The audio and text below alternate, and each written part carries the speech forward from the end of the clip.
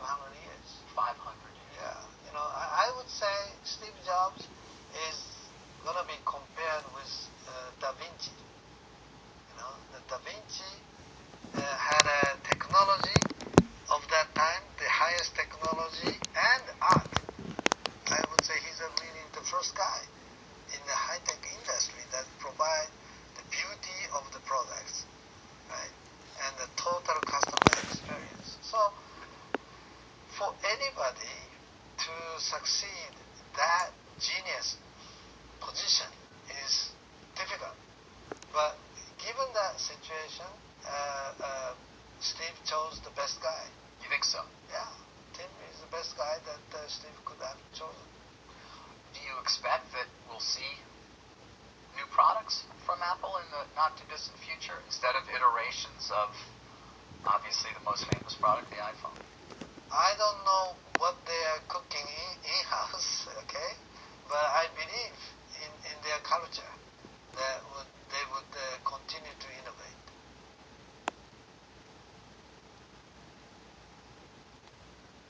Well, the market seems to overshoot, once in a while, to overshoot too high and too low. The fact is, internet number of users continue to grow. Internet economy continue to grow. Just the market price sometimes go off, on and off. But it is clear the internet industry as a whole will have a huge scale upside going forward. So I would say, people already got burned once. This time people are more careful, and this time internet companies are, delivering real profit. Right. So I would say the market is functioning. Do you think, as somebody who looks at these companies and makes decisions on buying parts of them, if not all of them, you still feel comfortable making those decisions? Yes. So, for example, Mark Zuckerberg made the decision to buy WhatsApp. Some people say it's crazy value. $19 billion. Yeah, but I say, Mark did the smart move. Why? It will increase their success. So I would admire his guts on making that call.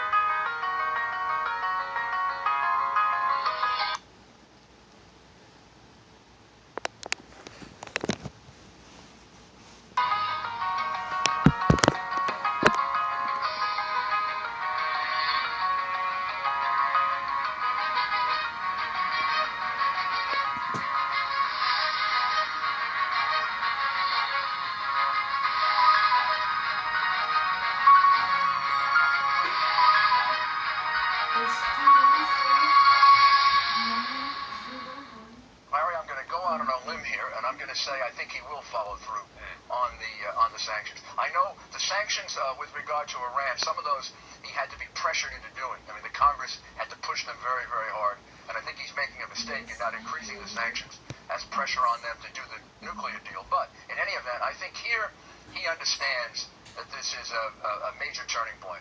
And he's left himself no other option but sanctions. I mean, I'd add a few other things. I would renegotiate the nuclear defense treaty with Poland and the Czech Republic to up the pressure on Putin. I would also immediately start to bring whatever remains of the Ukraine. I'd start to bring them into NATO, and I'd start to bring them into the EU. At least I'd start them on that track, as well as some of those other countries that surround them. I mean, he's got to up the pressure on them substantially, but I think he's going to do the sanctions. If he doesn't, then we're going to be in for a very, very bad time with Russia. We're going to teach Putin all the wrong lessons. Yeah, you see, I want to tell you, some of my friends spent all their time attacking Obama. I'm not. Obama's not the enemy right now. Whatever mistakes he's made in the past, the enemy right now is Vladimir Putin. Absolutely. He's a real bad guy. Absolutely. And he's trying to do real bad things. So like you, I'm hoping that these sanctions work.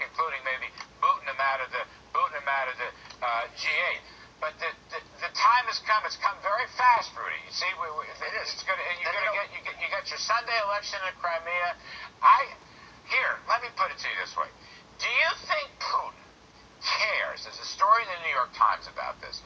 Do you think Putin cares about the economics of Russia? You know, they got a stock market. The thing could collapse. It's already down huge this year. They got a currency that's collapsing. Do you think Putin cares about the oligarchs and the economy? I don't think he cares about the oligarchs because I think he controls them, right? I mean, basically what he said to them is, you shouldn't be putting your money outside of Russia. And when that money starts to get frozen, he's going to tell them, I told you so. But I do think he cares about the economy of Russia. Any leader has to care about the economy because if it gets too bad, no matter who you are, the pressure on you gets to be tremendous. And I think one thing we can conclude about Putin, although he may be an amoral man and lots of other things, he seems like he's an intelligent man. So if that economy gets hit too hard, just like eventually Iran had to react, I think Russia is going to have to react. So I think the sanctions can be effective if the president sticks with them, if he's serious about them, if we can get enough buy-in from our allies. I think they can be effective.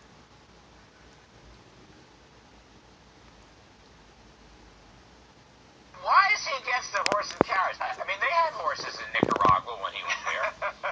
I don't know. I mean, this has been going on for quite some time. When I became mayor, there was a big movement to ban them. I went and investigated the industry very carefully. Liam Neeson is absolutely correct. The horses are very well taken care of. Just think about this. They're the livelihood for these men and women, most of whom are middle class and poor, so they have to rely on these horses in order to make their living. They take very, very good care of them. They actually give them vacations. And I think that adds something very, very special to the city. And after all, horses are animals that like to work. Yeah.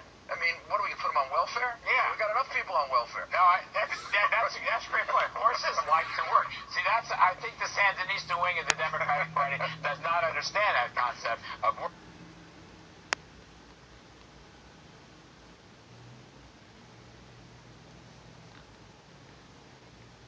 I will faithfully discharge the duties of the office on which I am about to enter, so help me God. The road to power is paved with hypocrisy and casualties.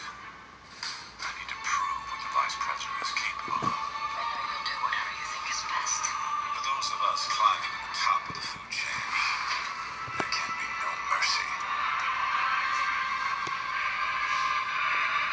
Welcome back.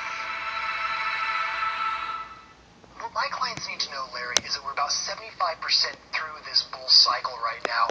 It could last 2, 3, 4 more years just because it was so deep in the first place. And so we don't want to spend a lot of time worrying about, where's the top or where's going to be the end of it.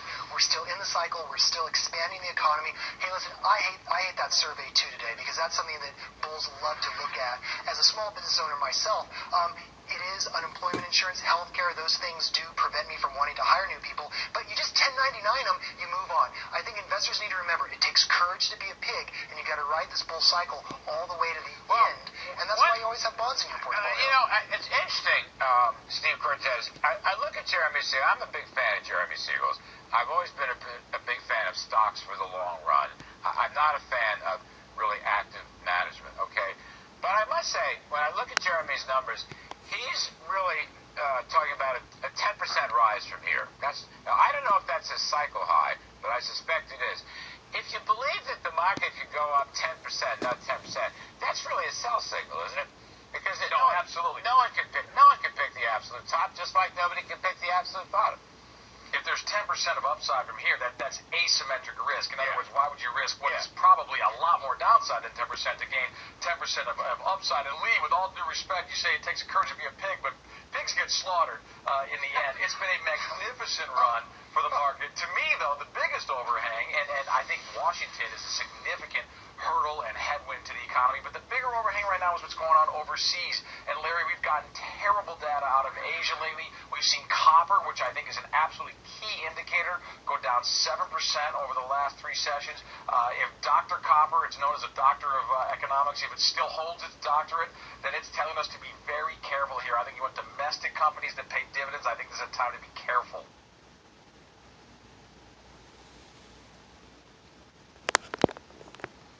The idea that the budget doesn't help the poor or help to diminish inequality, let me just talk about Social Security, because, by the way, when Jimmy and you talk about getting rid of all this stuff, a large part, of course, of what you're talking about getting rid of is Social Security and Medicare. So listen, Social Security.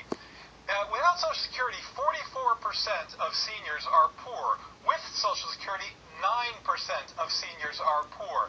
This number, by the way, is being driven almost exclusively, that is, in terms of its growth, it's being driven almost exclusively by health care. Now, health care in this country happens to be delivered by the private sector, but the government definitely insures lots of elderly and poor people. And by the way, it does so more efficiently than the private sector. Jared, why are you against means testing?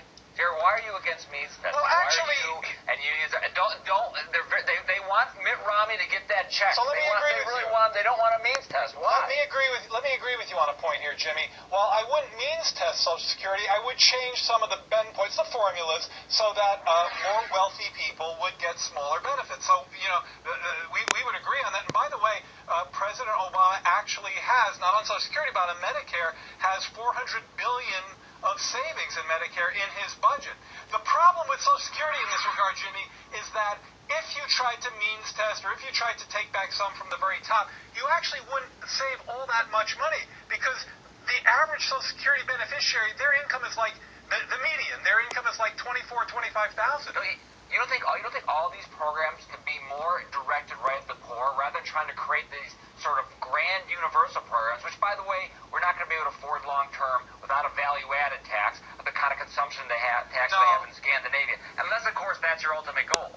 No, I disagree. I mean, I think what's really driving the budget, and this statistic that you guys are all wound up about, which, frankly, I don't find all that surprising, is the rise in healthcare costs. I mean, there is no path to fiscal rectitude, sustainability, without slowing the growth of healthcare costs. And frankly, we've actually been making some progress on that front. Make sure you say government healthcare costs. Thank you very much. No, private sector as well. I beg your pardon. Private sector experiments, by the way, like Medicare Part D, like Medicare Advantage, have brought down costs. That's the magic of the market.